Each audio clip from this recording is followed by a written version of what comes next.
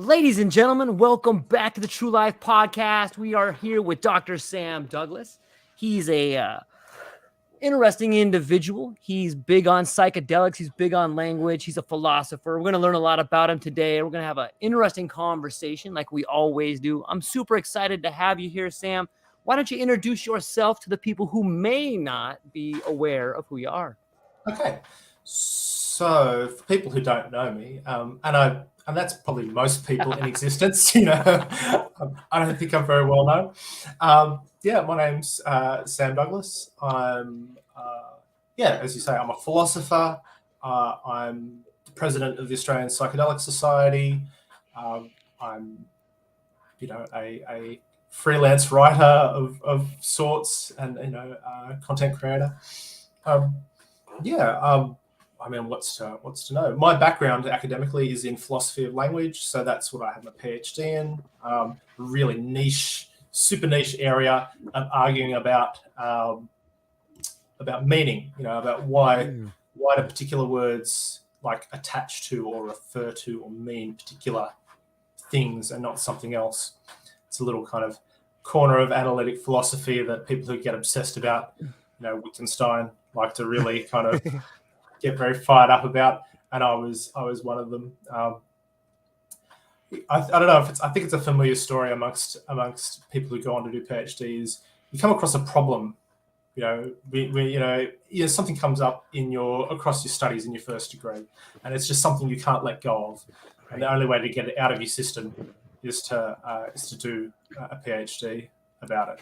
And I can confirm that it is well and truly out of my system now. I love language. I love philosophy of language. I don't feel compelled to do a huge amount more work on it after that. But I guess it's something I can come back to. In terms of my interest in psychedelics and plant medicines, it's really just something I've always been interested in. I grew up on a farm. My dad has worked as a horticulturalist and botanist. My mother was a teacher. So I was just always in an environment of being interested in the natural world, interested in just plants and what they could do. People who know me will know this anecdote is that when I was 12, other kids, when they're 12, what are they asking for Christmas? They want a bike, they want a skateboard, they want something cool. When I was 12 for Christmas, I demanded that my parents buy me a book on permaculture. And that's really what started me off. I got a copy of Permaculture 1 when I was 12, and then read that, and then in the back section it's all about all these plants and what they can do. I'm like, just blew my little mind, that you could grow something and it could treat physical ailments or feed cows or the kind of just all the things that you can do kind of with the natural world really kind of grew from there. And I think it was just my interest in I guess fringe things and really unpicking. I guess it's like the story of philosophy and psychedelics for a long time for me. It was kind of separate. It was interest in plant medicines and psychedelics is something that I've done kind of on my own time outside of my formal studies and outside of my professional life. But it was always driven by just both of them. Always driven by this kind of just need to unpick really fundamental things about existence and reality. So fast forward quite a few years of teaching and sort of just working in the background on things around plant medicines. I've had my PhD. I've taught professional ethics and critical thinking, in particular at a university for years, not with tenure, obviously. On that kind of ongoing adjunct basis that a lot of people find themselves in, around the same, I'm working through this and still have my own interests, and then COVID happens. As people who aren't familiar with the university system in Australia, about a third of our students here are from overseas who attend. So when COVID happened, all the overseas students went home. And that meant that everyone who wasn't, everyone who didn't have a secure job in the university sector found themselves without work for sort of, 6, 12, 18 months while all this was happening. So I, at this time, was when I needed something to do, was really at a loose end and wasn't earning any money. So I pitched Third Wave to do some writing for them, so Paul Austin's company, just because, I needed something to do. And that, at the same time I was doing that, I went to a mushroom day that the Psychedelic Society here was running, and they reeled me in as a volunteer with, promises of being able to do kind of advocacy work for them, and these kind of things concurrently grew from there. I wrote quite a bit for quite a few blog posts and educational material for Third Wave with Paul, and I now have my own content business so I write professionally now for people who need psychedelic content for their websites and their blogs and things. After 3 years, 4 years now in the Psychedelic Society, I went from volunteering to being a member of the National Committee to being vice president, and to now into my second year of being president of that organisation, which is cool, but I largely think is a function of no one else wanted to do it. I think, well, no one else was unwise or egotistical enough to do it. I'm not sure, but that's kind of how I got to where I am. It wasn't, that's me. Not a smooth or kind of expected path, but it's interesting. It's interesting now to be in a place where I can start to, the last few years of thinking about and talking about psychedelics is a thing that I can do in a professional capacity. I say professional. Most of my work that I do in psychedelics is volunteer. I earn a little bit from writing, but most of it I just do for the love of it and kind of the principle of the thing. But that's how I got to where I am, and I mean, if it doesn't sound like it makes much sense, then I'm as mystified by the whole process as anyone, honestly. It's like a psychedelic trip where we end up, it's interesting where you end up on a psychedelic trip. If you take a handful of mushrooms, or you take an eighth or a quarter, whatever you're going to take, you never end up in 3 hours where you thought you would be. And it's kind of like life. You get to see things different. You get to participate in something that isn't what you expected, it seems like to me. And it may not seem like, but you've seemed to mingle. You've seemed to marry language, one of your passions, and psychedelics, another passion. Like somehow they've grown together with you writing for Third Wave. And shout out to Third Wave. Great place to go and get facts. Great place to go and do a lot of learning on psychedelics. I'm curious as to, if we can talk about language and psychedelics, like how do you think psychedelics has influenced language for a period of time? Has it changed the way you speak, changed the way you communicate, or we can shift the gears and go into how it's maybe changed humans' ideas of communication? Wherever you want to take it, man, you let me know. Yeah. Look, it's a really big question, and I think it's how you answer that in some ways. It kind of depends on how do you think language works, or how what's going on sort of underneath. And I think anything that has an influence on people has an influence on our language, and vice versa. This is kind of the way I see it, is this kind of loop of cause and effect that kind of turns back on itself, where things that happen to us influence our language, but our language also has a huge influence just on how we think about things, how we see the world, how we the structure of our thoughts and beliefs. I mean, it's like there's the the Wittgenstein quote, which is, the limits of my language means the limits of my world. Wow. So Okay. it's what you have. If you don't have a word for something, then it's kind of not a thing. But where you experience something new, then we naturally just kind of try and find a word or a tag or a label or something to put on it. Right.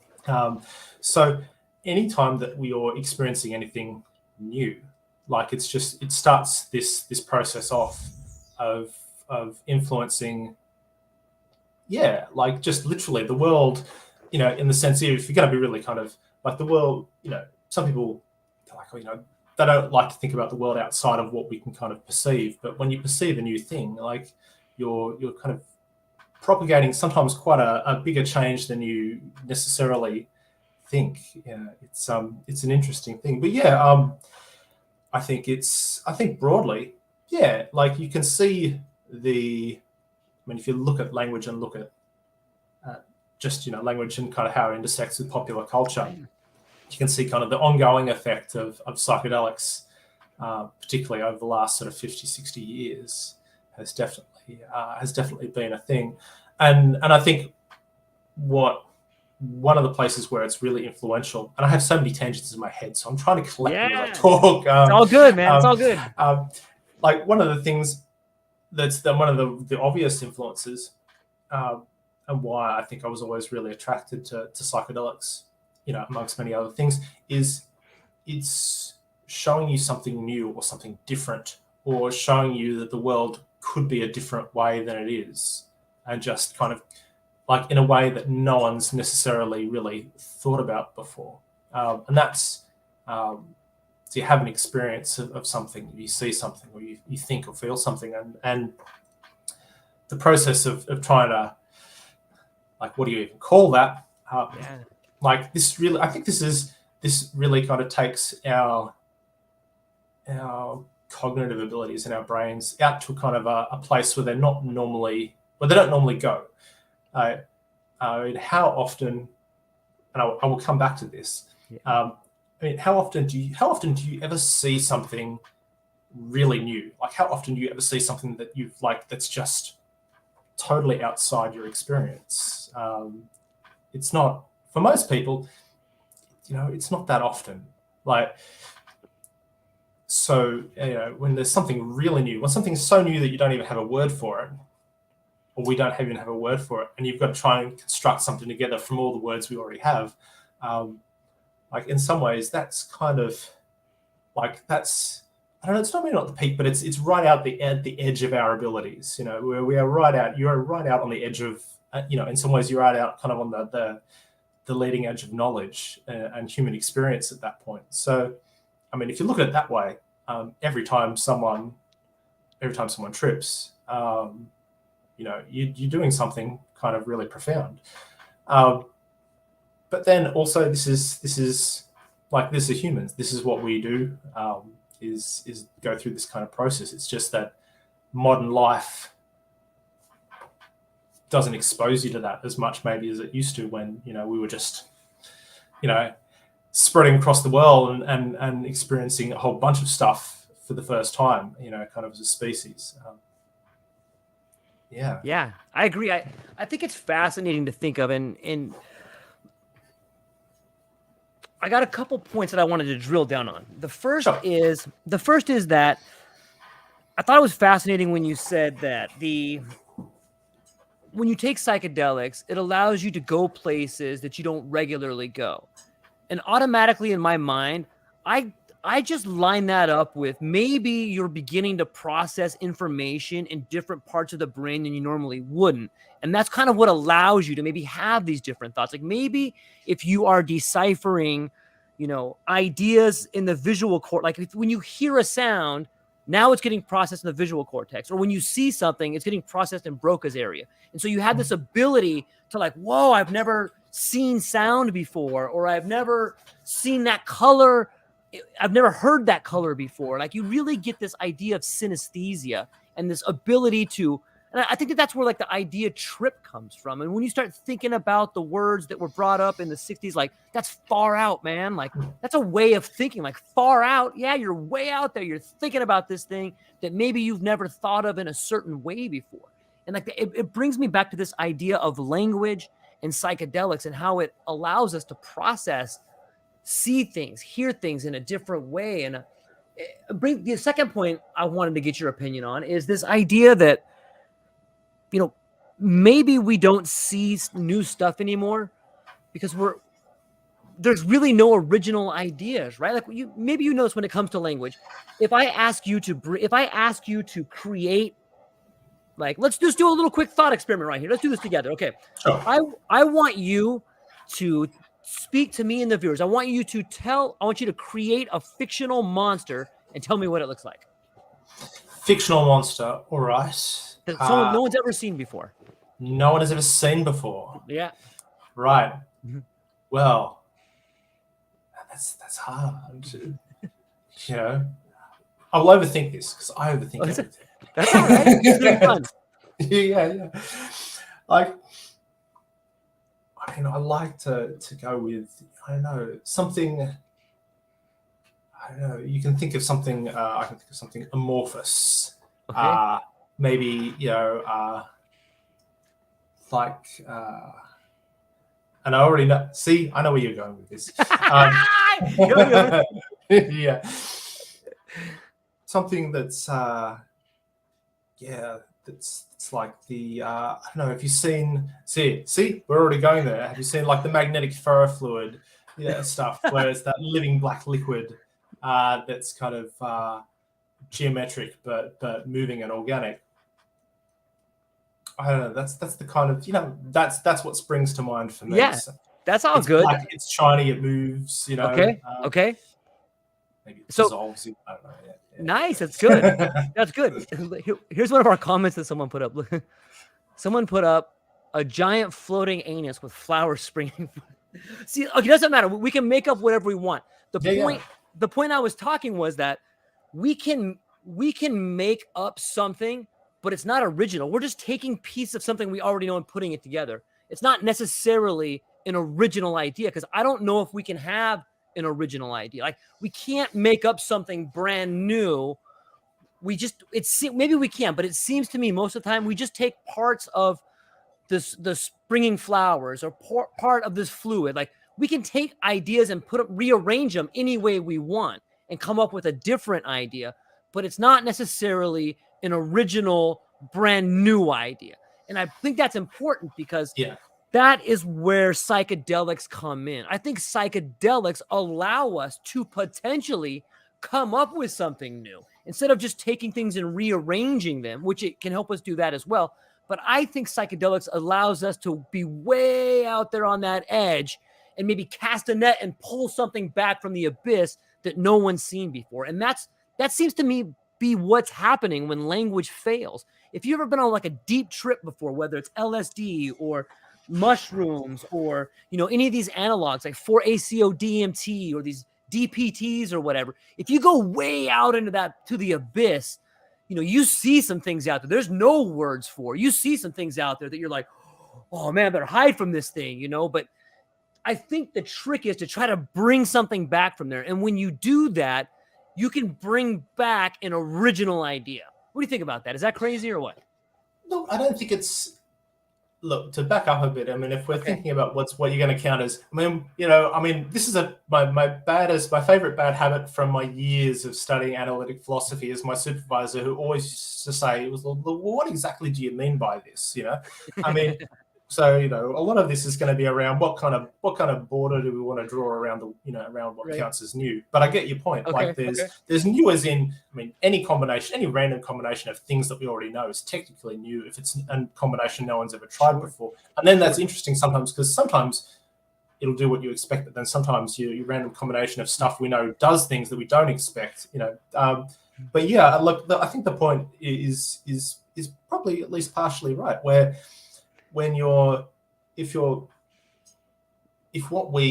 the stuff we're assembling is all based on things that we've heard or we've experienced, you know, we might be having novel combinations of things, but we're all using the same building blocks, you know, under normal everyday life, you know, for a lot of the time. But when you throw psychedelics in the mix, then yeah, maybe you're trying to you might be assembling something, but you've just bought yourself a new bag of Lego, you know, or whatever, and you know, you've got a whole bunch of bricks that are now just not the colors that you had before, Right. you know. So you might be pulling something back, yeah, and it is that's different.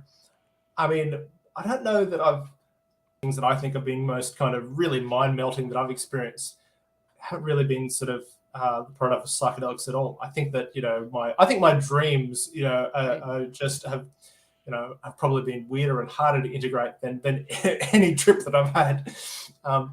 But I mean, to see something, you know, the things that are really new, or have a thing that you a thing that you intellectually understood, like, to kind of experience it or see it sort of illustrated in a very immediate way is just is a really, really wild thing. I mean, I think I mean, the one that I always remember, the most kind of intense thing I always remember is under the influence of you know, really like immoderate amount of salvia extract and having an experience of that. The only thing that I could really bring back was kind of an experience of time as kind of as an extension or a distance, being in a place where you know, where we were, you know, where the past and future were just kind of over here or over there, which is a really like, but trying to, you know, I spent like a couple of years trying to work out how to kind of articulate that well, you know. But yeah, I think when you have, I think psychedelics can show, you have an experience or see something you haven't ever seen before. And there's a thing that we kind of do, and I guess it's I think about this the way that it's kind of how I think about it is informed by how I think about language works, in particular how kind of reference and you know, how words sort of attach to things. It's this idea where like, you know, phone refers to this thing rather than this thing. Like, there's a real kind of cause and effect process that happens. Like, there's a real sort of history of how we've used a particular word, and that's kind of why words refer to particular things. And you know, the roots of all of language are really hidden very deep. You know, I mean, we don't usually get to experience them. And there's one of the like examples that philosophers of language talk about. I say philosophers of language, you know, this is something that like a dozen people in the world kind of read about or really care about. But there's one of the accounts of language that people talk about, or reference, they call it, it's called the causal theory of reference. It's basically just like the word tiger, right? The word tiger refers to the big stripy things with teeth, because some stage in the very, very distant past, you know, a person from a particular language group will have seen, you know, been making their way across maybe what's now modern day India, and saw the big stripy dangerous animal, and went, right, we are going to call that, we're going to, you know, I think we need a name for this thing, so we're going to call it a tiger. And you know, that kind of, once someone's decided what a thing is called, that name sort of propagates out, you know, or the name for a class of things propagates out sort of via language, it spreads. And that's, if you're looking, you know, if you want to give an explanation of why tiger means that sort of animal, and not something else, you kind of look at that history of how it's been used, and it goes back to that kind of, eventually it goes back to a point where someone looked at a thing or a class of things or a collection of things and went, yeah, we're going to call these things that's the label we're going to slap on that. And what's interesting about that is that whenever you do that in normal everyday life, not that we get to do that very often anymore, but whenever people have been going through this process, like, you always have some idea of what it is that you're naming, right? Like, if you see a tiger for the you know, someone back, you know, hundreds of thousands, millions of years ago sees a tiger for the first time, it's definitely not going to be the first animal they've ever seen.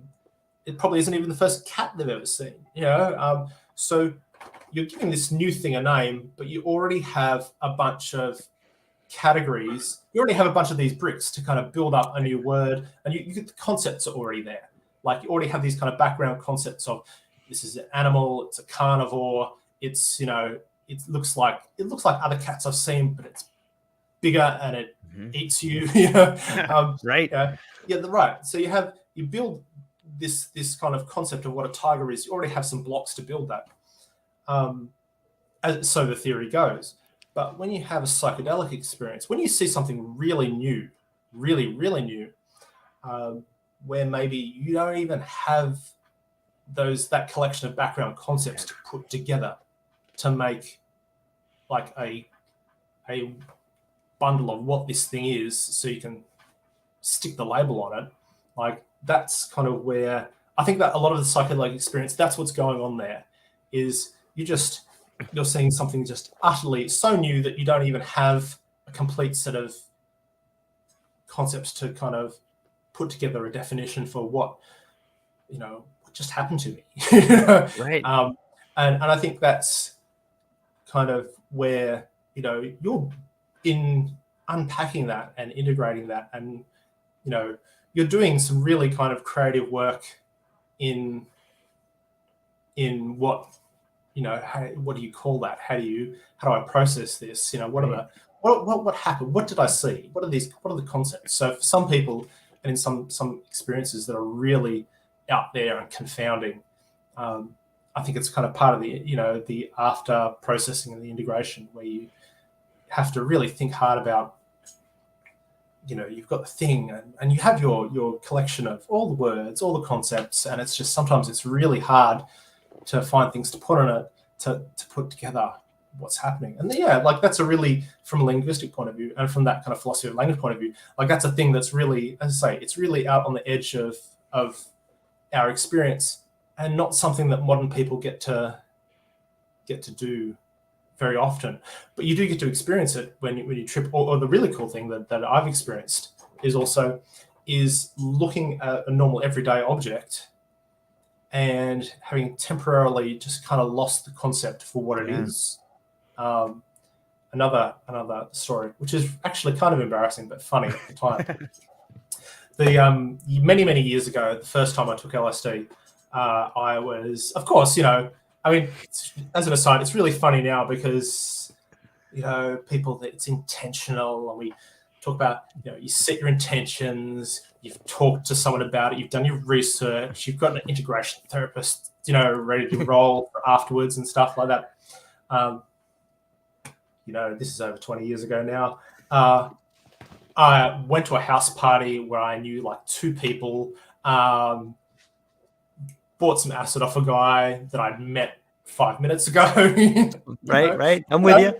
Like the normal thing that people really do. I say normal, but anyway, I'm there at this party, and sitting outside, out on the porch with a bunch of people, just, the acid sort of has really set in earnest. So we're just sitting out in the nice cool night,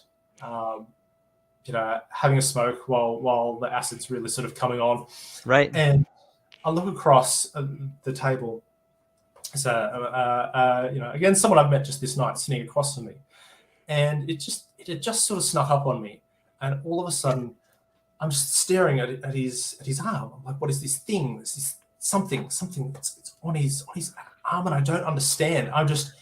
It was just like I had just completely lost a whole bunch of concepts. I'm like, right. So, and all of my sense of self-awareness. So I get up, walk around the table to the other side. I'm just staring at this guy's arm. And, by now, conversation has utterly stopped. There's just a bunch of people just staring at me, looking at this guy. And I just look at it, and looked at him. I'm like, what is this? He's like, dude, that's my watch.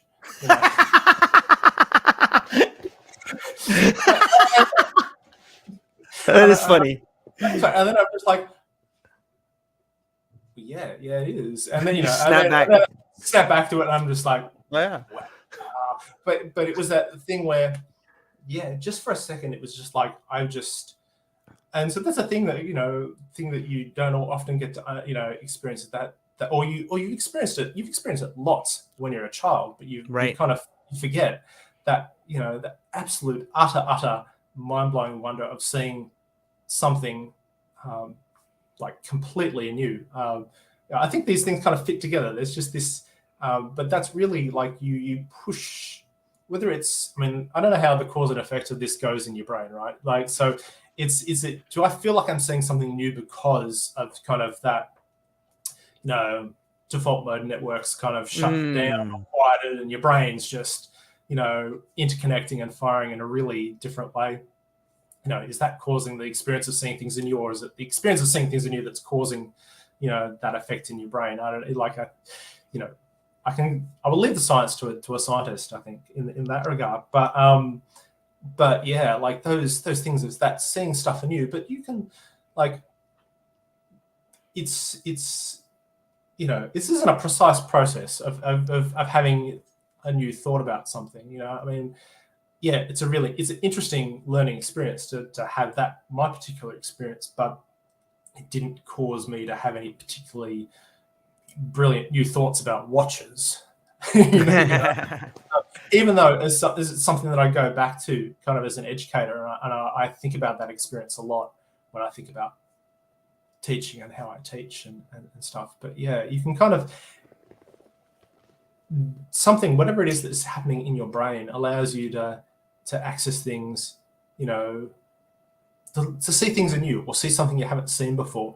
And it's that process, like, it's a really creative process that happens after this, and that's where you can really start to kind of have a thought, have an idea that no one's had before, because you can really have an idea that no one's had before because maybe you've really seen something that no one's had. Well, you don't know what ideas other people have had, you don't know what experiences other people have had. But if you go off, if you're basing it on have an experience, and you look at this and you go, look, I don't have a lot of words for what happened to me. There just aren't a lot of words in my language, and there aren't a lot of concepts, in my language for what happened to me.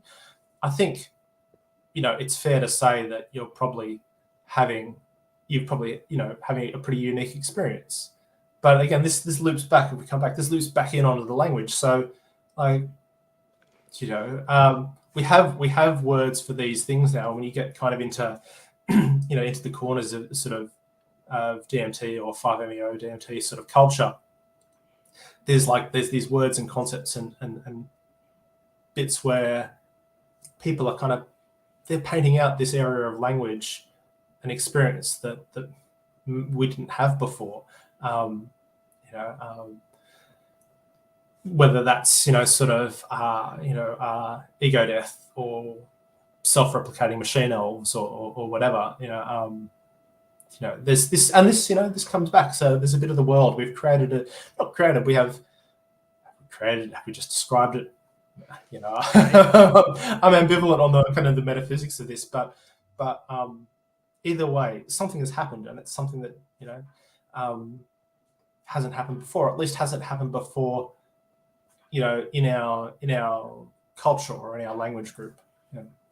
Yeah, I really like that story, and I really like the way you described it. And it makes me think of a lot of different things. And I hope everybody, well, let me take that back. I hope that the people that are willing to have an experience on psychedelics get to have an experience like that. In some ways, it seems to me that, maybe we have destroyed, or better yet, covered up a lot of the world with our language. And on a trip like you had, when you got to see his watch, it's almost like the ideas that were given to you by however many times the word watch was repeated, however many times you've seen an actual watch, like that particular construct was wiped away, and you got to see it again for the first time in a way. And that's why it was so amazing to look at. But what is this thing? And maybe what happens in those particular modes, when you lose the construct of language, but you still see the item, maybe you're getting to reconstruct it again for the first time for yourself. And that's what allows you to find the new parts. Maybe you're putting it back together. Like when you went from like staring at it to snapping back, being like, oh yeah, it's a watch. Maybe in that period of time, you got to rebuild your idea of what a watch is. Like, you know, you're so involved in it, you're staring at it. And then as you snap back and you can still remember that story today, maybe that happens with a lot of things in our life. And it just seems to me that the psychedelic experience, the way you described it, allows people to have another chance at seeing things again for the first time, or seeing things again anew. And a lot of possibilities come out of that, right? Totally. And I think this is like, I think if you can direct this, and this is again where maybe, you know, a bit of intention can kind of can direct this. This is, and I mean, from what I've read and people I've talked to, this is a big part of what happens, or what can happen in psychedelic assisted therapy, or what can happen, even whether it's psychedelic, whether it's, you know, clinical psychedelic assisted therapy, or whether it's just you know, the healing that people can experience outside of a strictly clinical setting. Because I've heard lots of people, both, you know, actual clinicians who are doing sort of psychedelic research talk about this, but also a lot of people who are sort of work with people, you know, sort of at retreats or out, you know, facilitators who work outside of a clinical space. They also understand this, that you can kind of you can strip things away. And I think, you know, this is particularly where people will talk about 5-MeO-DMT, because it's so kind of powerfully just, you know, it very powerfully and quite specifically in some ways undoes your concepts of self. Yeah, you can kind of get to, you know, have an opportunity to kind of temporarily lose, you know, some concepts about yourself. But psilocybin, you know, magic mushrooms can do that too.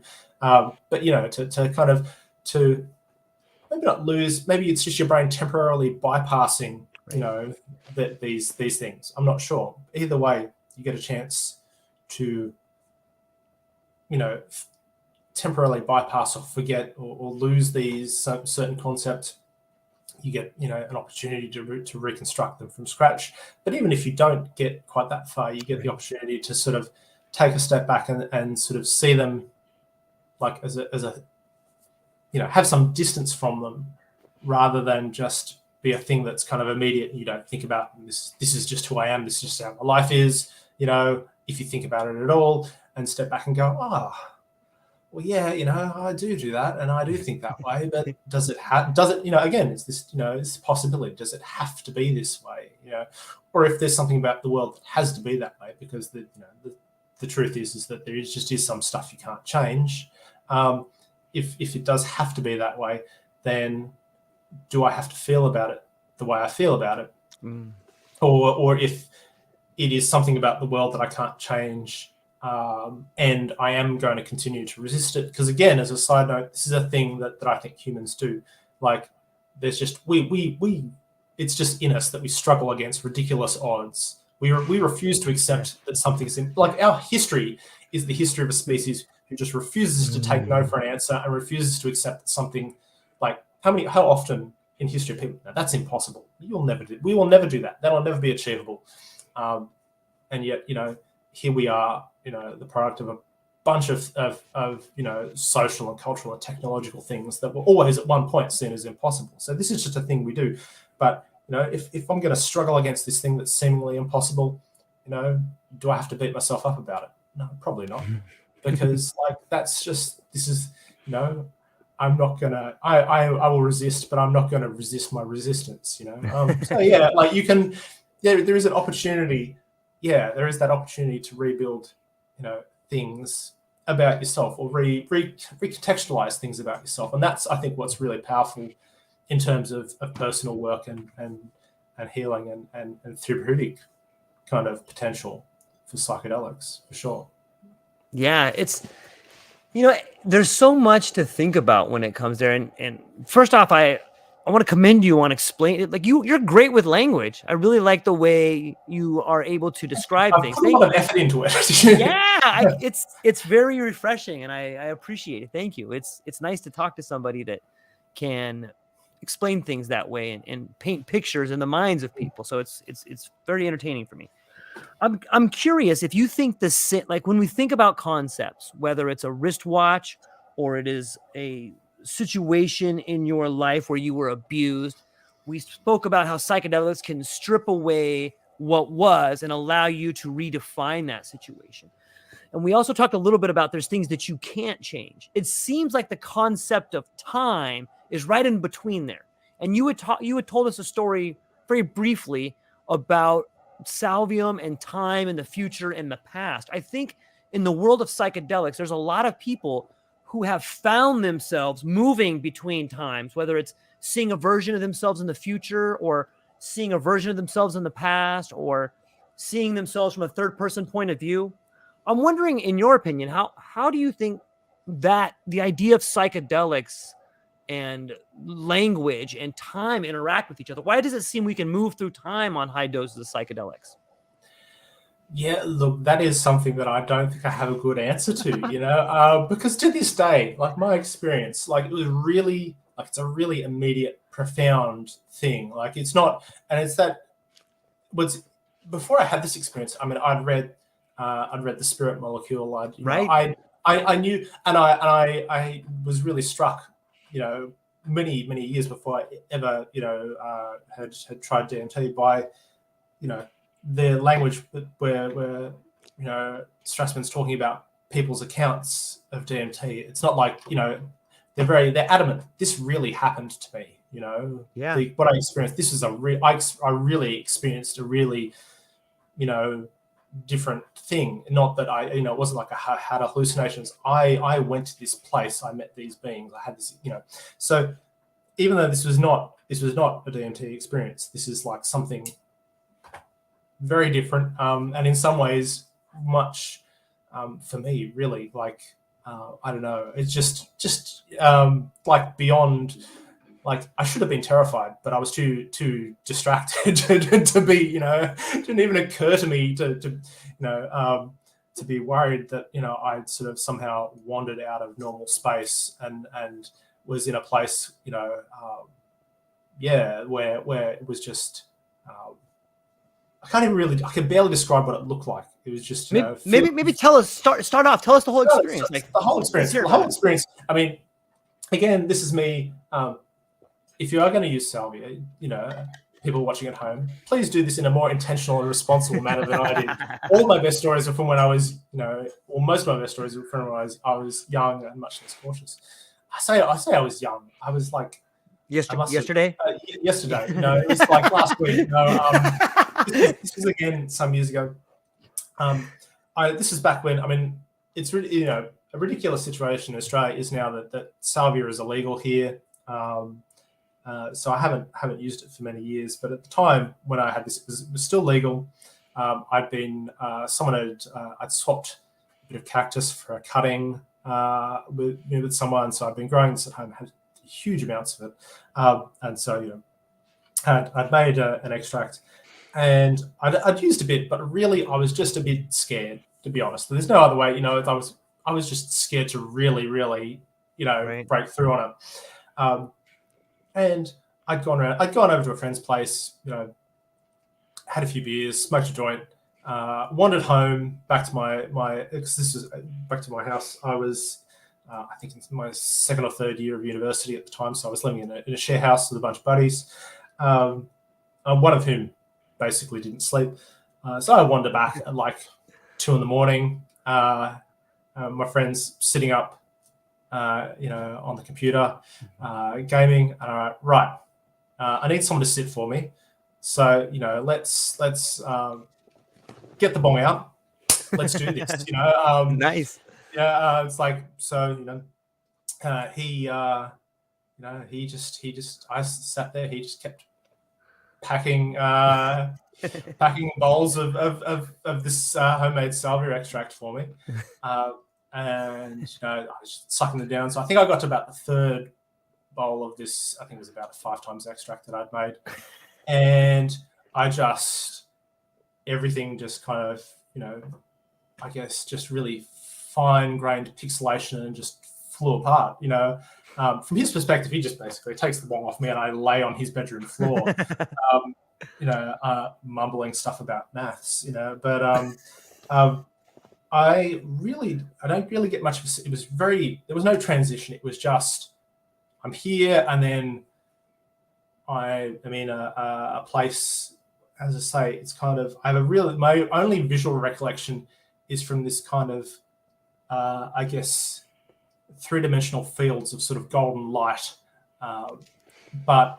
and a real sense of, like, I wasn't alone, but I wasn't not alone. My sense of self was pretty thin, at this point, but I was really struck by the fact, like, I just instinctively knew that when I looked over there, that was a different time, and that was kind of a different place in time, and that here, where I was, I, as a disembodied consciousness, kind of in this place where I was closest to me was closest to now, and then other places in a really non-linear fashion. It wasn't like it was kind of, there's the past, there's the future. It was just kind of like that, different directions, up, down, over there, over here, were just different places in time. And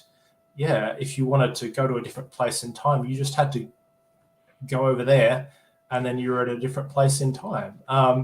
And like, that's really, a long period of time a period of time that was either no time at all or an infinitely long amount of time. I don't know, it's, there was no sense of time, because like, it was just, that was just what was happening. But it was just so, it was just very instinctive in the way that I would look, in the way that you look at something down the street, and you just instinctively have this sense of how space and extension works, because that's what our brains do in everyday life. It was just like that. It was just like, oh yeah, that's over there. But me just going, yeah. And then, I it just kind of, as quickly as it came on, it just sort of went, and it was gone. And I was lying on my friend's bedroom floor, with him, like, are you all right? And that was, and I went, no, that is enough for tonight. I'm going to bed. And then as an aside, and people who are familiar with salvia will know the feeling. It was just the feeling for the next sort of 4 or 5 days of just, I think it really kicked my ass. Like, that was it was a feeling. And again, this is a thing that people we're instinctively quite good at. The feeling of being watched.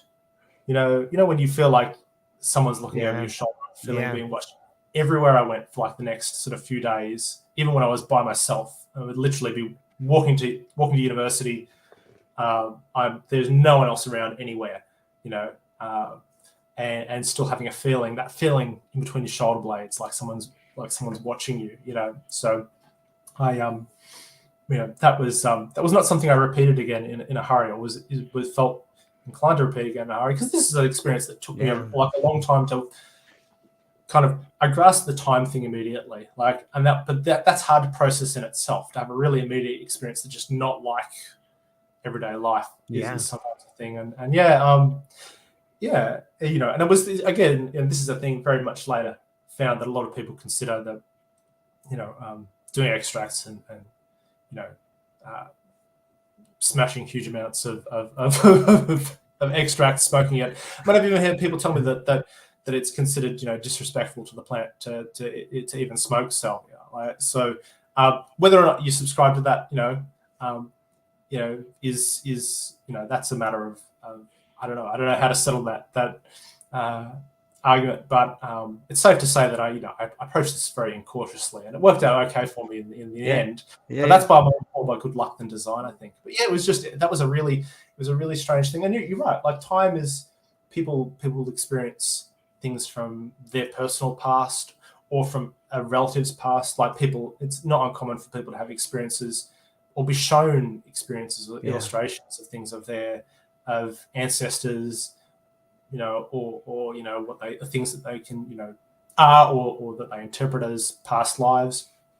Because I don't know if they're really experiencing past lives or not, but things from other times, and I mean, I don't know. I think I've always felt like I have a kind of a weird. I always felt like I have a weird experience. My relationship with time feels different now because I never feel like. I mean, I don't feel like the past and the present are really that far away. Do you know what I mean? Now I kind of in my brain, I'm like, they're really just kind of there. That 10 years ago, it's just as close to you as 10 minutes ago, really, in a lot of ways. And so is 10 minutes in the future, 10 years in the future. Like there's a sense in which, I don't know, I sometimes, you just sort of think, and it's that we don't always realize that, but sometimes I wonder if it's that thing where you ever wake up, you turn around and you go, like, where did the last decade go? It's just, I mean, I also do sort of sometimes, think things that are probably strange, where I go, is it really now, or am I just remembering now in 10 years time? I don't do that. It's not often, but it's but yeah, the idea of time, and because like we seem to experience time in a particular way, and we seem to kind of perceive it in a particular way. But is this real? Is this kind of what's actually happening out in the world? Because you can kind of mathematically, from a certain viewpoint, the universe, just in its entirety over space and time, just is, from one perspective. So there's just, your whole life. When you step outside of time, everything that exists, across your lifespan, like it exists, it always existed and always exists from a perspective outside of time, which is, interesting. It's not particularly useful for beings that largely exist from the perspective of being inside of time, but it's I don't know. That's the kind of stuff I think about based on that experience. Yeah. Yeah. That's fascinating. Like I love it, man. That is awesome. It reminds me of some of the experiences that I have had in a similar way, and some crazy, I have some similar thoughts. Let me share one with you that I have been thinking about lately that kind of pertains to that. I'm getting ready for an interview where I'm going to talk about the book Flatland. Have you ever read that book? I haven't, but I've heard of it. I know of it. Yeah. And so for the people who may just be listening to this, the book Flatland is about dimensions, and it's a story about a lot of people that live in Line World, and they're only seeing like this one dimension. But Line World, this guy from Line World ends up going into another dimension where he sees like a 3-dimensional or a 2-dimensional and then a 3-dimensional square, but he doesn't have the words to describe it.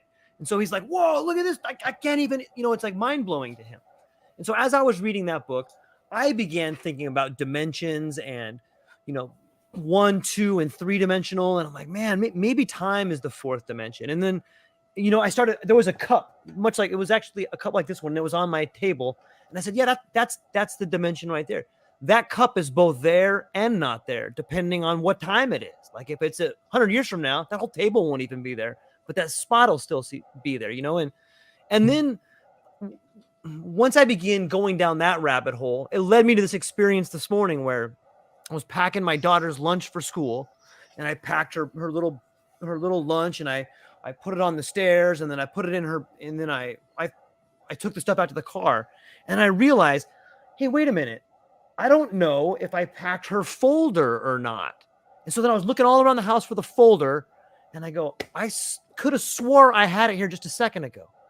And I went back out to the car, and it was in her bag. And I probably just didn't realize I put it in the bag. But in my mind, I was like, I just imagined it was in the bag, and now it's there. You know, it's in this weird, I know it's kind of a roundabout way of thinking about time and objects in space that may or may not be there. But, you know, in my mind, it was like, I had just imagined it was gone, but then I imagined it was in her bag. And so it was in her bag. I don't know if I did a good job of explaining that, but it's interesting to think about. Yeah. And like, then it makes me think, okay, can I do that more often? Is it possible that let's just pretend that I did do that? Let's pretend that the folder that I just imagined it was in her bag, and so it was. Can I use that in my life? Can I imagine on some level that, you know, can I just imagine something happen and then make it come true? And then you get into this idea of how powerful visualization is. And it's kind of the same thing. Like if you want to create something in your life, the first thing you have to do is visualize it. And in my own sort of way, it was the manifestation of a visual thing that I had put in her bag or whatever. I know it's kind of a roundabout way, but you know, it's fun to think about. I mean, you could have, you know, or you just put it in her bag and you forgot that you did, you know. More than likely I did that. More than likely I did that, but it could have been the other way in some strange world. Look, it could have been. I think there is probably, if it were possible, there would probably be no, you know, technology or no technique or nothing more tempting than the ability to rewrite your past, even in a minor way. Right. And, you know, for that reason, I would approach discussion of it really carefully because, I mean, like, you know, I mean, like that would be a great thing. You know, you want something that you know, people will go nuts for. It would be that.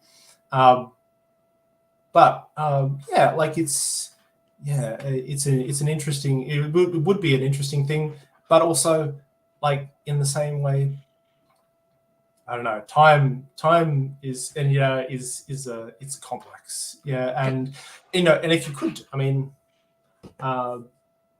if people could do it, you know, maybe we would have noticed. Maybe you know, maybe it's just, you know, it's already happened, and you know, this is the world that is the, you know, the result of everyone rewriting their past.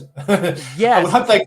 I would hope that they would do a better job of it than this, but you know, people being people, would probably make a mess of it. Okay, let's think about it like this. Let's think about it from a therapy point of view. The same way people get over traumas is they're kind of rewriting their past, right? They're ascribing different meaning to it. Like, you know, let's say that, you know, I'll give you an example of my life. When I was younger, I was abused in some ways. And for a long time, I went through therapy and I had all these things that gave me different tools to think about it differently. And it's interesting how you can go from feeling like a victim to feeling like, okay, because this thing happened to me, I'm going to love people more than I ever have before. So even though this horrible thing happened to me, guess what? Now I found a way to rewrite it as something that is a tool for a better life for me. And if people that have had traumas in their life can rewrite the meaning of that event, aren't they changing that event in the past in some way?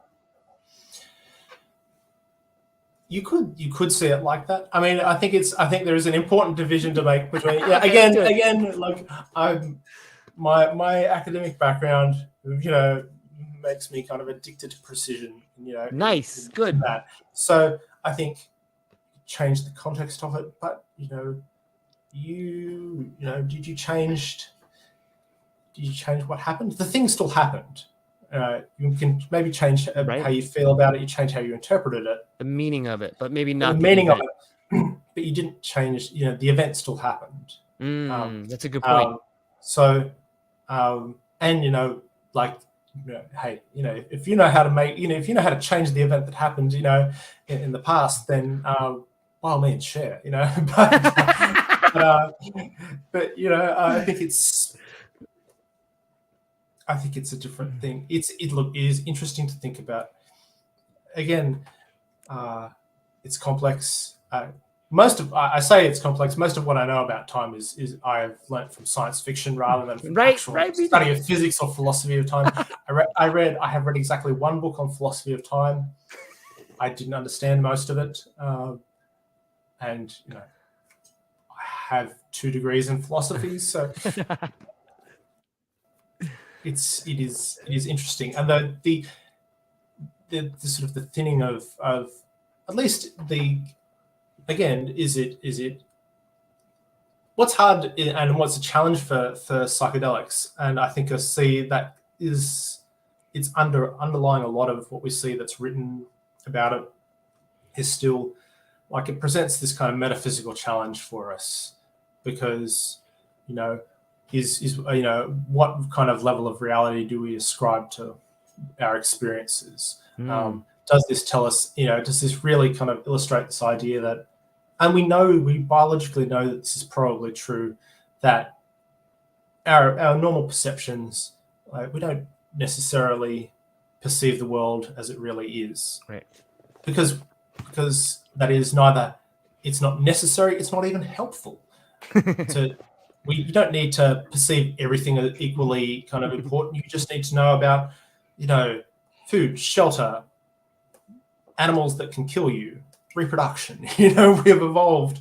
Right. Like all life, as it's much more efficient. You can't be it's like standing there obsessed with the amazingness of your own hands and then that tiger from before Right. eats Eats you, because it's like my hands are as important as the 500-pound death machine that's going straight for me.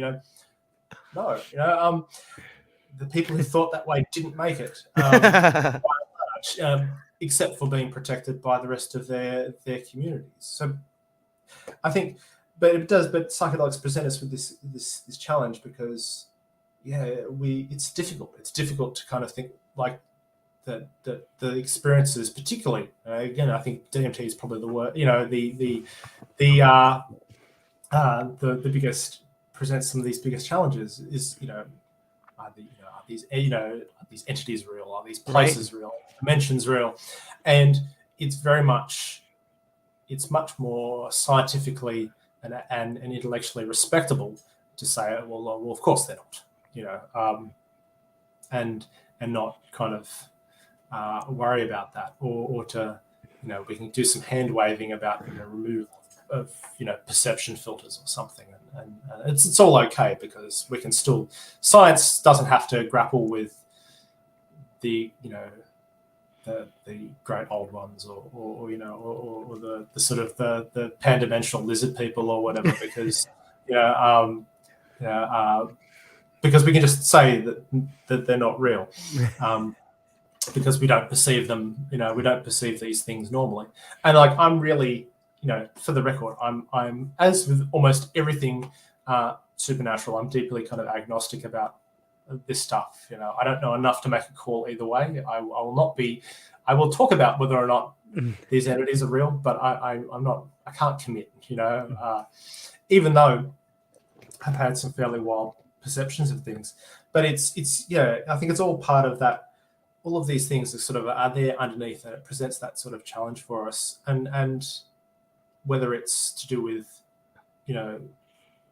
different perceptions of time, different to kind of back to, to vaguely try to get back to the point that I have a faint recollection of trying to make, was that we perceive the world, we perceive time in a particular way, and so maybe when we lose our sort of normal everyday perceptions, maybe we are, it's tempting to say that we're having a more real, we're perceiving a more real version of reality. But maybe you are, maybe you aren't. Like, I don't think that we're in a position to say that for sure. I mean, it feels really real. Yeah. But so do the things you experience without psychedelics. So it's a difficult call to make, but it's really interesting, and I find like I get I don't know how to. I'm it's not my specialty. I don't know how to settle kind of the metaphysical questions, because I'm not sure that anyone can. But it's also really interesting to watch people who want to, if you're really fair about these things, and if you're really intellectually honest, and if you put, if you think that a lot of the basis for our knowledge is what, it's empirical, it's what we experience, it's what we see, then you have to kind of you've got to be, a bit open-minded about what's happening, and yeah, like normally, we can all see, the car coming down the street or whatever, so it must be there, that means something. But, like when you see something that other people can't see at the time, what does that mean? Does that just, does it mean it's literally not real? Or does it just mean, do we just have to kind of find a different label to put on it? Again, it's like how our language, feeds back to. We're really it's really ingrained in us that things that we all perceive are more real than things that only, we only perceive ourselves, or we only perceive for particular bits of time under particular circumstances. I mean, the things that we all perceive, like the car coming down the street, are, often more practically useful than my lawn furniture getting up and wandering around the yard or something like that. Right. Yeah, right. As great as that was, being able to see moving objects under normal circumstances is much more useful for crossing the road. So there's it's important to remember the practicality of everyday life, but I don't know how to kind of unpack some of these things, because I just don't feel like you should just instantly write things off as just, it's just hallucination, it's just this, it's just that. If you're really honest, maybe we don't know. Yeah. No, how can you know? There's so many great annals of history that talk about seers or sages or jinn or demons or angels or St. John of the Cross or the talking bush, or there's all these things in life, in our history, at least that I feel in a way really curious about, and I think it's really fun to read about them. And I find the more I can reach into the historical events, or the more time I spend in the library, the more rewarding my psychedelic trips are. And a while back, I had the great fortune of talking to a gentleman that was he's the president of the Julian Jaynes Society. And Julian Jaynes wrote this book called Julian Jaynes and the Origin of Consciousness. And it's a really fascinating book. And in that book, he began talking about his ideas of language. Maybe you're familiar with them. And his idea was that, on the left, I think on the left side of the brain is currently where Broca's area and Wernicke's area are. Is that accurate? Yeah. I think so. Okay. And so Julian Jaynes posited the idea that during the times of the Homeric verses and all these great poems that orators would talk about, those poems today are thought to be metaphors for anger, like Apollo coming down. That was anger. It was a metaphor for emotions. But Julian Jaynes said, no, in my opinion, the voices people heard, like Apollo or Aphrodite or these gods, these metaphors of emotions, they weren't emotions. They were in fact voices that people actually heard in their heads. And he's done some work with schizophrenics that said there's a corresponding part on the opposite side of the brain to Wernicke's area and gosh dang it, the other, I can't think of the name of it now. But he said that there's a corresponding part to those parts of the brain on the other hemisphere, and that much like a schizophrenic today hears a voice, people back then would hear a voice and they would do what the voice said. And the way he backed it up, he did some work with schizophrenics, and he would talk to the schizophrenics and say, why is it that you do what the voices tell you to do? And the schizophrenics would say, well, look, you don't understand it. It's like someone's this close to your face and they're shouting at you, telling you, you must do this thing. And only after you do that thing does that voice go away. And we know in modern behavior today, at least in the Western culture, when someone's this close to you, like probably going to be in a fight, or it's probably somebody whispering, but it's definitely a very emotionally charged moment when someone is that close to you. Simultaneously, was he talking to the schizophrenic where he did brain scans and he could see these opposite parts of the brain light up when the schizophrenic would say the voice is talking to me. And so he's done like a lot of, I highly recommend the book to everybody listening. It's called Julian Jaynes and the Origin of Consciousness. And I may not have described it as accurately as the book does, but it's really well done and really well researched. And I recommend everybody doing it.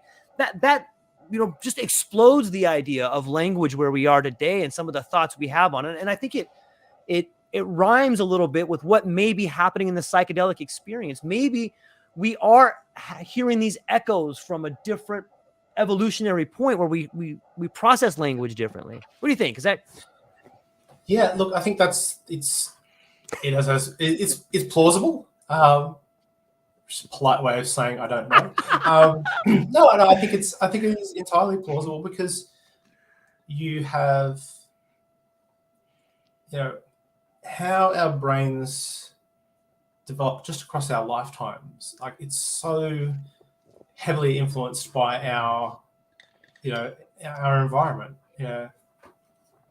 our language and the structure of our, maybe not the structure of our language, but like everything that we're kind of, our environment has a huge, because our brains, particularly, when we're young, they're so malleable. So we have so much neuroplasticity when we're young. We have more than we think when we're old, and psychedelics can kind of, re-kickstart that, I think. But Yeah. But certainly, you think about that, and then you think about, so you kind of have these impacts just in how you're in your environment, how you're raised, but you have, maybe over a sort of a few thousand years, you can kind of, I guess, the combination of changes in culture and a slight change in maybe even a slight change in genetically. Not that I think there's been a lot. It's possible. Yeah, I think people don't understand how much of a difference kind of your context, your environmental context, and even just, and again, in the area that I'm more familiar with, just your language has on you. I think it's, maybe like experimentally, it's not necessarily as big a difference as some people have kind of theorized in the past, but it's like the things, again, thinking, we're going back to sort of Homeric sort of era, things where people talk about that, it's talking about the wine dark ocean, because like the color, like it wasn't poetic, it was the color of wine and the color that classical Greeks called the ocean. It was the same thing, and now we have to try and go, well, look, did they see them as different? Did they see them as different colors or not? Like, some people are like, well, no, they literally, it's the one word for, for this and that. So they literally would just look at, the dark colored ocean and a cup of dark red wine and go, yeah, it's the same color. What are you talking about? And if it's possible that it has that kind of, like, just, we know scientifically that you have the receptors in your eyes can tell the difference between those two colors, but how it's interpreted in your brain and how you all the cognitive processing that happens where you really see, which is in your brain, not in your eyes, that can be very different. So I think something like this, yeah, look, it is possible. It is possible, possible that there's bits of our brains that we haven't, for whatever reasons, that we haven't, they don't have the same role, or they're not doing the same thing or functioning the same way that maybe they did, 5,000 years ago, 10,000 years ago. Maybe there is something kind of that you wake up and that gets connected to that it doesn't usually. But it's so hard to establish scientifically. It's really hard to kind of establish that, because because we don't have someone from the past to do a brain scan on, which would settle the whole question really easily. but yeah, we're not at that point. But I think it's possible, whether it's the same thing or whether it's something different or something new. It happens, and I think that you kind of can't escape the comparison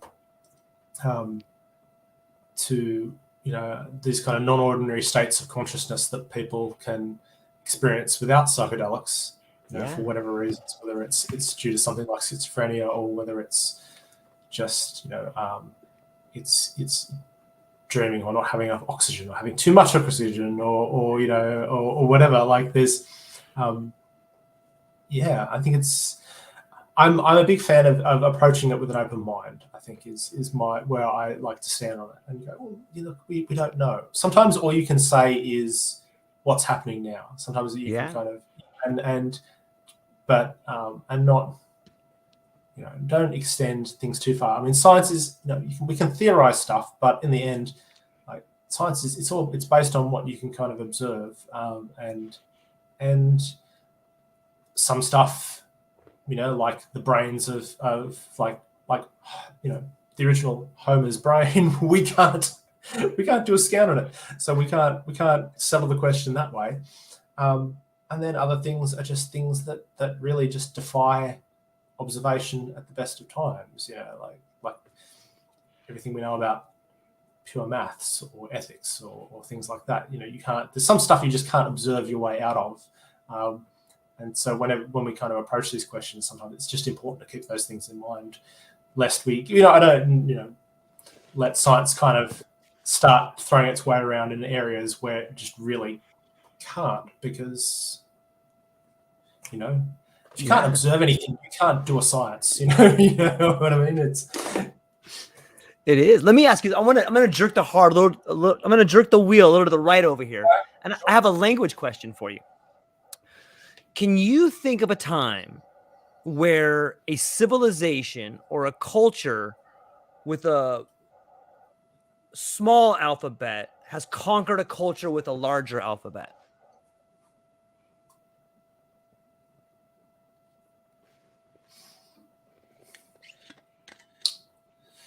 That one is that's.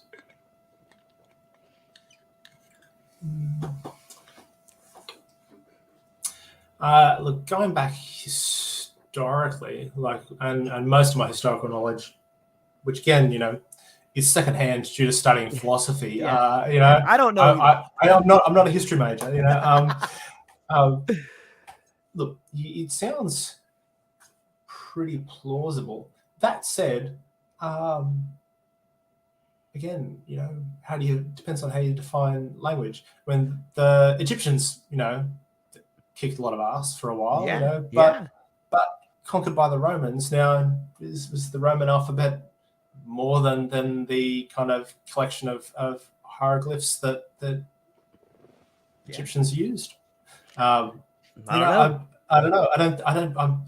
I don't think it was. More modern kind of the closest example in modern day to this might be something like,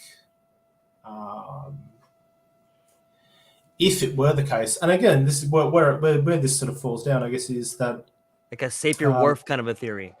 Well, yeah, look, it could be. And I didn't want to mention Sapir-Whorf because I know this is a thing people get really fired up about. I don't know why. Like, why? We can talk about it just fine. Like, what is it? Like, it seems plausible to me. Like, it seems plausible. That's all I'm saying. It seems plausible. I don't think, as far as I'm aware, I don't think scientific evidence supports it to the extent that the original claims were. So, for Sapir-Whorf, but language does, it's so much easier to think about something when you already have the concepts and the words for it. Yeah, it's so true. And languages have different ways of expressing relationships between things. So, and I used to have a bunch of these examples, but it's been so long since I've talked about it, I can't remember all of them. But I know that in different languages, like we think about objects in particular ways, and we describe things unlike these particular kind of concepts. But other languages may, the kind of core underlying concept for things might be how things relate to one another rather than what kind of object they are, or that. And I would have to look this up.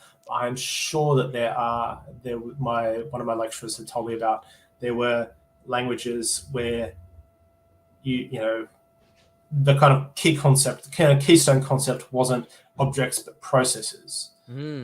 So things that are really deep in language like that, I think, could have maybe they have a big influence on how you see the world, right? Or maybe they don't. Like, it's really hard because part of what's difficult in this is that, like, a lot of what's happening in language, you can kind of think about it like things can happen in language groups, or like linguistic communities. So you have people who speak a language, and you think about them as a group. But in reality, like in the modern world, they're never really, linguistic communities they're not isolated. And because language is a cause and effect thing, once, groups that didn't interact, before, they're interacting now. So while you might have two groups of people who speak different languages, there's interaction and influence kind of going both ways, because because we live in an interconnected world, and why that's difficult. things like thinking about the influence of language and Sapir-Whorf and these things is that as soon as, like, there can be a bunch of people who speak a language and they don't have contact with anyone else who doesn't speak their language, but as soon as we discover them, like, where we've made contact with them, we're influencing them, where you would have such a short time to kind of test some of these theories before the fact that we're even there at all interacting with these people ruins the experiment. Because we're just by as soon as any communication passes between two groups that have previously never met, then the isolation's over. The language groups start influencing each other. Words, ideas, concepts start going backwards and forwards, and concepts change. Meanings get re-grounded into different things, or things get renamed, or people get colonized or conquered, and then a different way of what might have been a different way of seeing the world, can get lost. So it's kind of hard to settle these things, because the only way that you could settle some of these things scientifically is to have people lots of people speaking different languages with these different underlying concepts isolated from each other so you can test them. But like, the reality is that we don't really have that anymore. And we don't have enough isolated linguistic groups to kind of generalize from.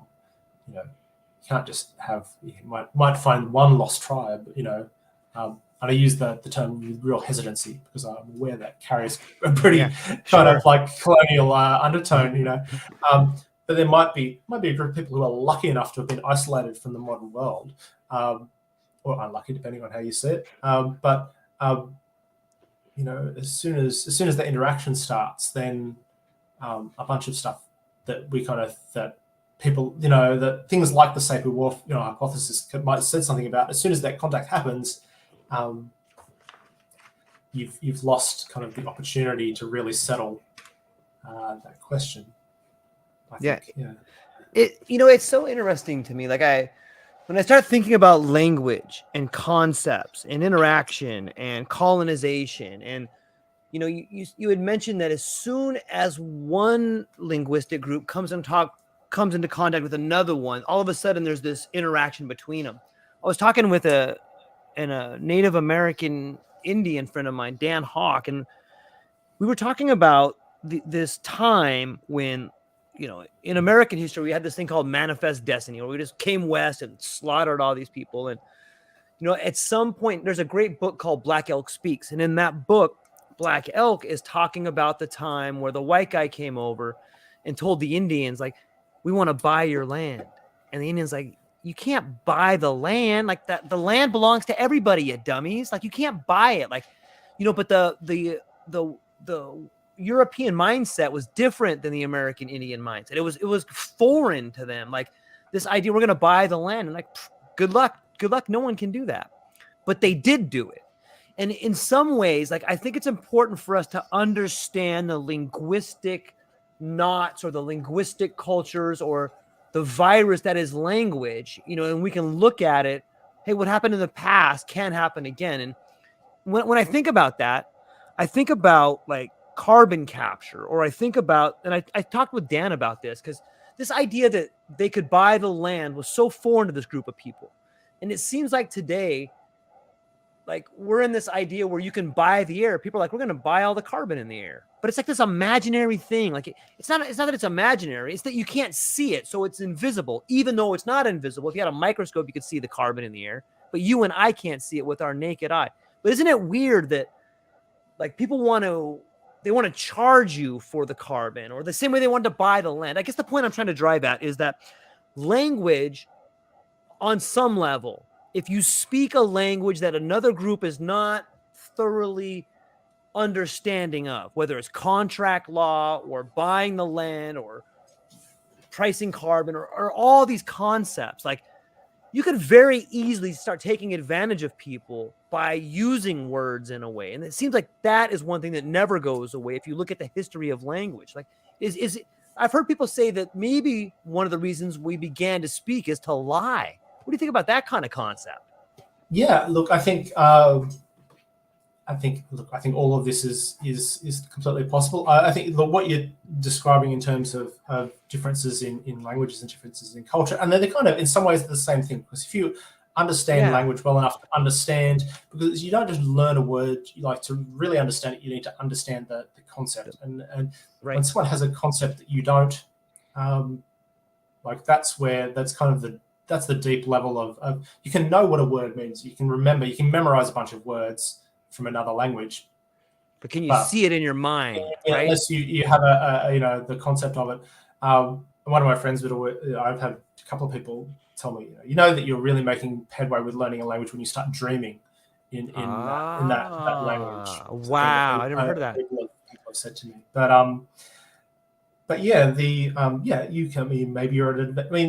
Maybe you're at a disadvantage. Maybe you're at an advantage sometimes by not knowing some concepts. I mean, it could be down the track that I don't know. It's hard. I have to get a bit science fiction when I think about making up linguistic groups that we've had no previous contact with now. But in the some theoretical possible future where highly improbable aliens break the laws of physics and turn up here on Earth. Then maybe we'll be at a disadvantage because we're like, hey, you guys, do you want to buy something? And they're like, buy? What are you talking about? And maybe we'll be the ones at a disadvantage because we'll be like, hey, we're we're going to rent you a parking space for your ship or something, they're just like, you guys are morons, but so this is, but yeah, that's definitely I think a thing is where you don't. I mean, when someone's talking about something, it happens between language groups, but it happens within linguistic groups. And again, to jump back to Wittgenstein, there's a thing that he talks about, which is language games, and it's not that they're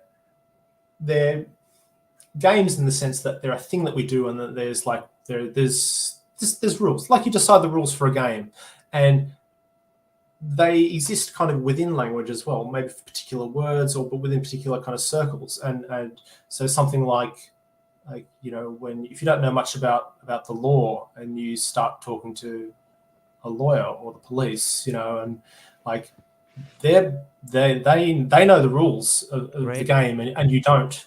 And when you don't know the rules of the game, of the language game that you're in, you can very easily find yourself in real difficulty. And again, sadly, that's probably pretty relevant for a lot of people who are interested in psychedelics. But that's the thing.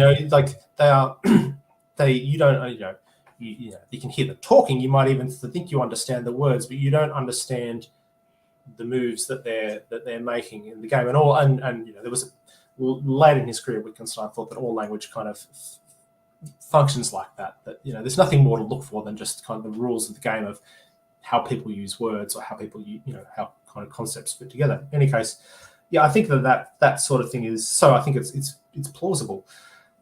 There was something else now. You know what? I can't actually remember what your other point was. There was another question I was going to try and answer, and it's just gone. That's all right. I just lost it trying to remember. It's fascinating. Quotes from long dead philosophers, but it's this stuff does make a difference. I'm still in the back of my mind trying to think of an example from the alphabet thing, but I can't. Okay, what about this? What about sometimes, like when I take a high dose of mushrooms, like I'll hear voices, like or sometimes I'm all over the board. But so Francis Crick had this interesting idea about panspermia, and for those who may not know, panspermia is this idea that a alien sort of civilization just dropped out all like these seeds off another planet, and they're impregnating the eggs of the earth. Like think of the planets like an egg and a sperm hitting an egg, and think of maybe the asteroid that wiped out the dinosaurs as a sperm hitting an egg, and all of a sudden now it's changing and whatever.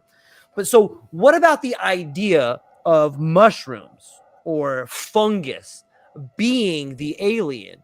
And when we take mushrooms, we hear the voices. Like what if mushrooms are the alien? What about that one? What do you think about that?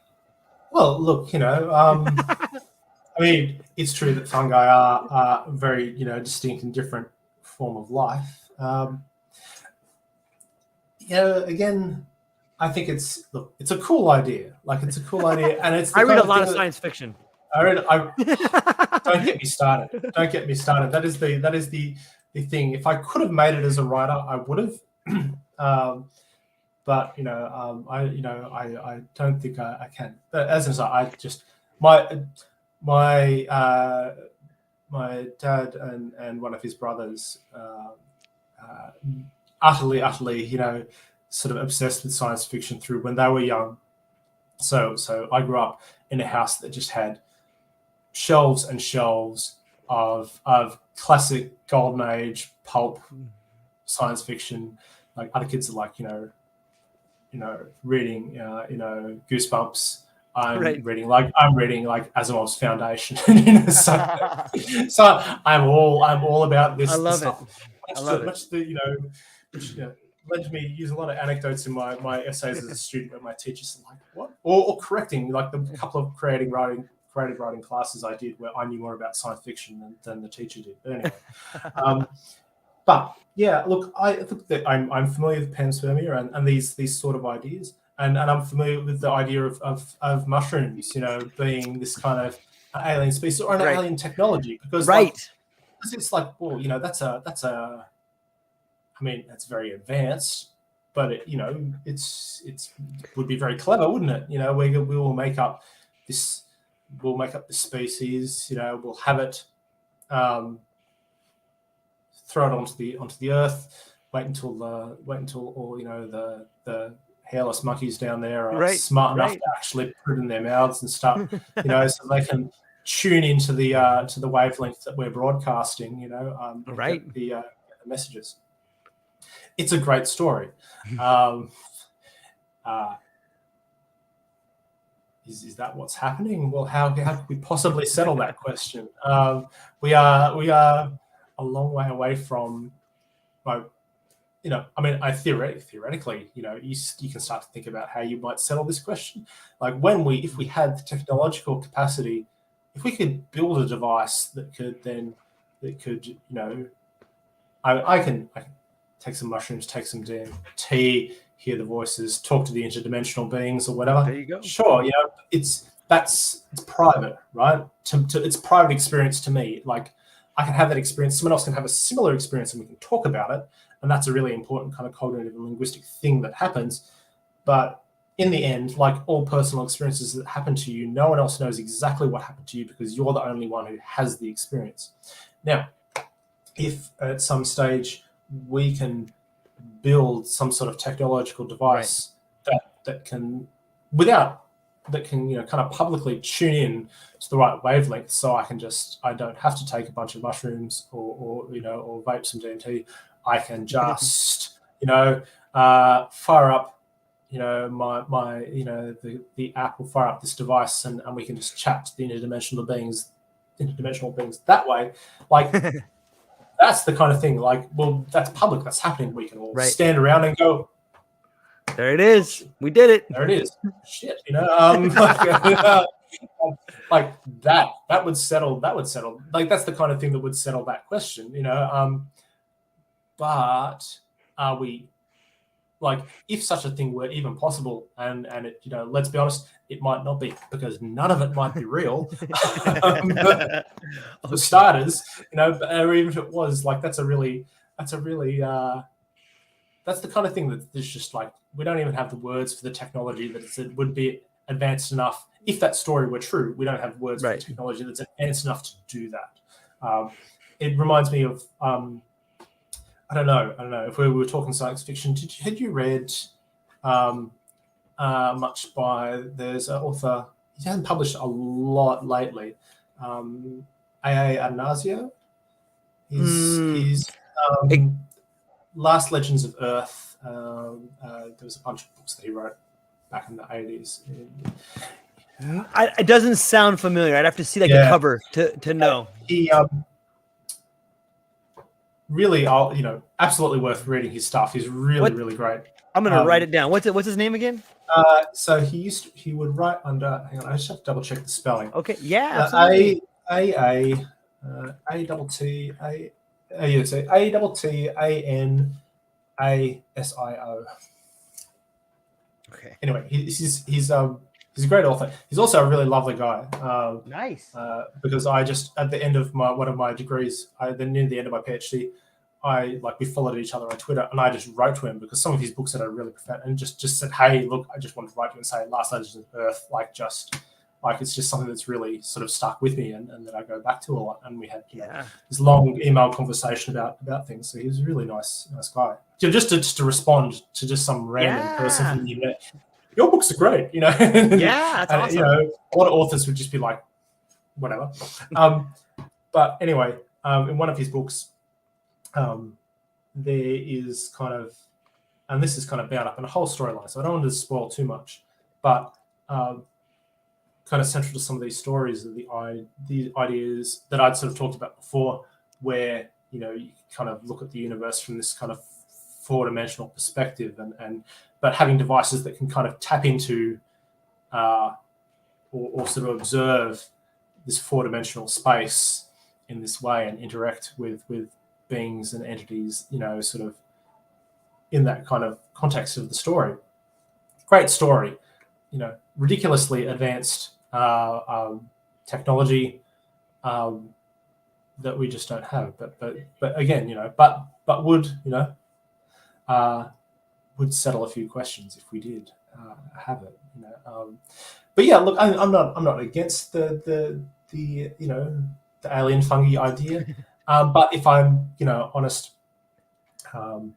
if you're going off the available evidence, and you kind of, want to be a real sort of buzzkill and brag out Occam's razor and just, and you got to go, well, look, there's probably like a simpler explanation that is more consistent with everything else that we know, which is just that, absolutely, these things evolve. But also, like, this is like is an important part of seeing science for what it is and what it isn't, and going, well, look, this is the best explanation we have right now is fungi evolved along with everything else, and it just seems improbable to us that they evolved that way because, like, we just maybe the improbability just seems surprising to us because we don't understand enough about life, and that's reasonable based on what we know right now. But 10, 50, 100 years, if we make it that far, it might seem very different because you may have to reassess these things, and look, maybe there's some sort of break point where if enough people have these experiences, and we have, maybe we'll think of it. There'll be someone will have an experience, and they'll put together a different enough concept that we'll have a new way of approaching some of these things. Or maybe we won't. But I mean, that's not implausible, because you think of, one of the things I always go back to, I can't remember the name of the person. I always remember the story of the person who discovered the structure of benzene rings, right? That was a thing. Like, the person who discovered that was literally had a dream, like been trying to work out what was the actual structure of benzene rings. Like, they knew the sort of how many atoms, different kinds were in the chemical, but at the time, people didn't understand of just like the geometry of how they fit together, how they worked.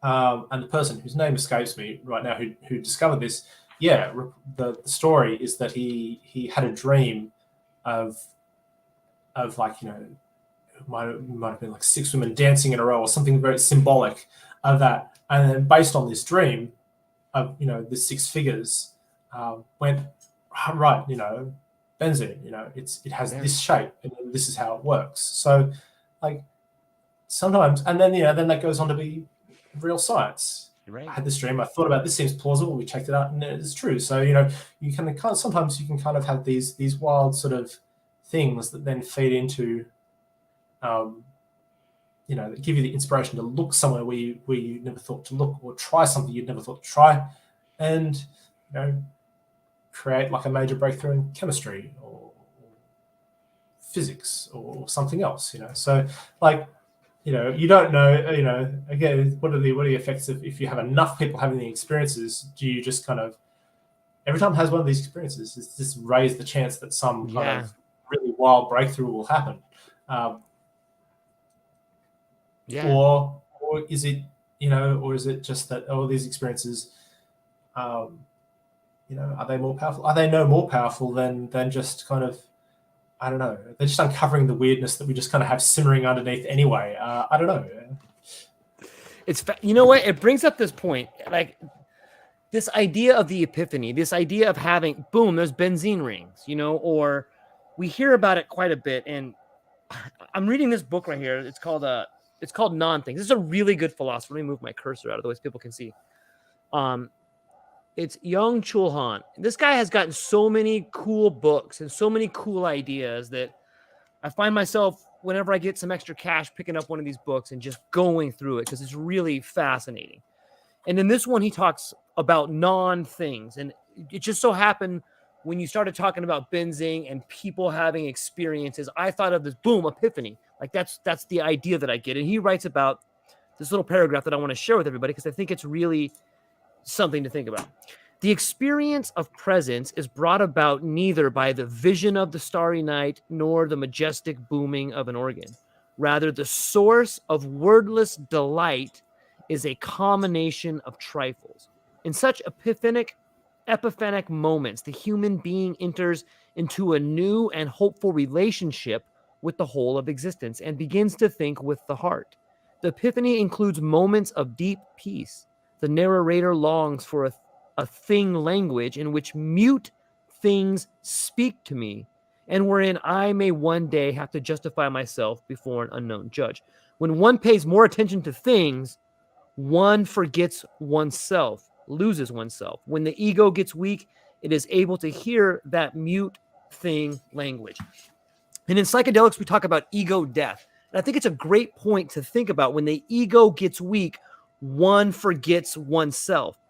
He goes on to say, the experience of presence requires exposure to vulnerability.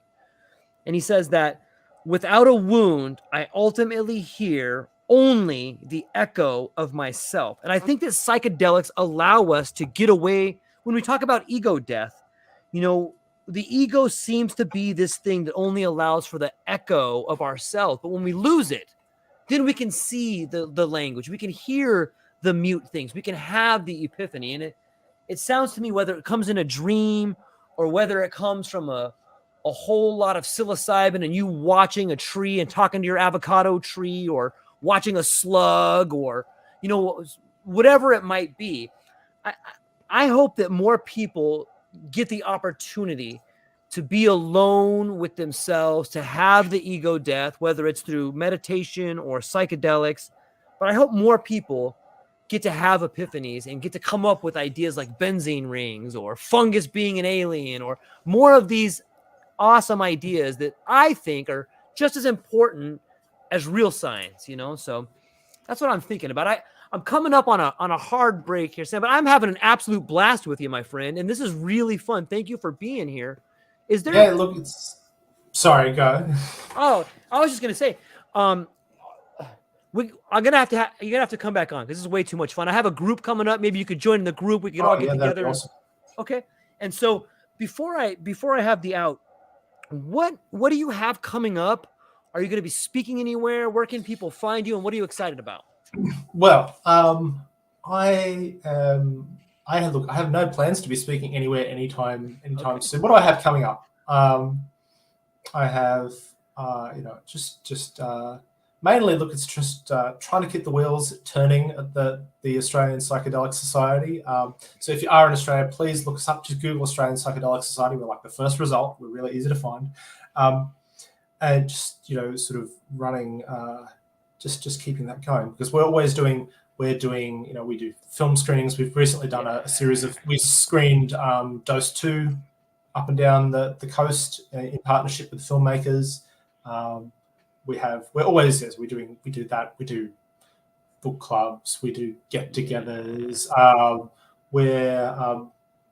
The big thing that's kind of coming up that I've been working on in partnership with another organisation, Theogenesis Australis, is a big psychedelic and plant medicine and fungi conference in early December in Melbourne that I've been contributing to. So I'm flying down for that. That's what I'm excited about. What I'm really excited about is that it's a conference that I'm going to, and I'm not speaking at it.